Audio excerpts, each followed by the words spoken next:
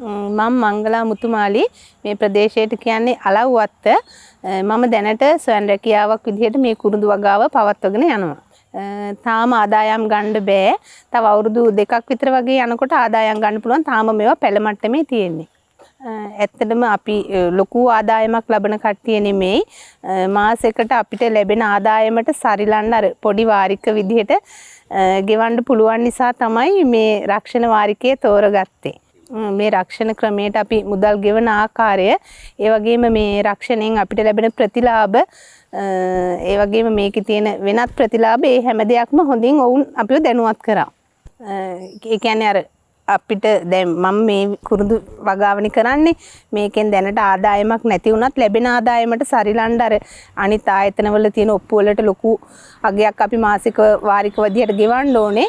නමුත් මේකේ අර පොඩි මුදලක් ගෙවන්න ඕන නිසා ඒ වාසිය තමයි ගොඩක්ම තියෙන්නේ. ඒ කියන්නේ දැන් අපිට අනතුරක් වුණොත් ඒ අනතුරට සරිලන්න ඒ වන්දි ලබා දෙනවා කියලා දැනුවත් කරා. ඔව් රෝහල් ගත වීම වලදී ලැබෙන ප්‍රතිලාභ, අපි බෙහෙත් ගන්නකොට ලැබෙන ප්‍රතිලාභ ඒවා ගැන දැනුවත් කරා. අපි වගේ මේ දුප්පත් පොඩි මිනිස්සුන්ට මේ වෙනත් ආයතන වලින් ඇත්තටම ලොකු වාරිකයක් ගෙවලා ගන්න වෙන නිසාත්, ඒ වගේම මේ ආයතනෙන් අපිට පොඩි මුදලක් ගෙවලා මේ වාරික ගන්න පුළුවන් නිසා ඇත්තටම ගොඩක් සතුටුයි මේ ආයතනය ගැන.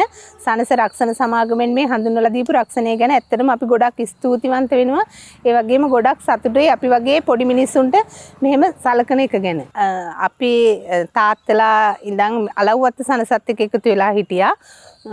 ඊට පස්සේ එයාලගේ ඒ බැඳීමත් එක්ක අපිත් එකතු වුණා. ඉතින් ඇත්තටම අපිට පහසුවෙන් ණය ගන්න පුළුවන් ඒ හැමදේම ඔවුන් ඒ කාර්ය මණ්ඩලයේ ඊටාම කාර්යශූරව ඒ කටයුතු කරලා දෙනවා. ඇත්තටම ලොකු විශ්වාසයක් තියෙනවා. රාජ්‍ය බැංකුවකට වඩා අපිට සනස ගැන ලොකු විශ්වාසයක් තියෙනවා.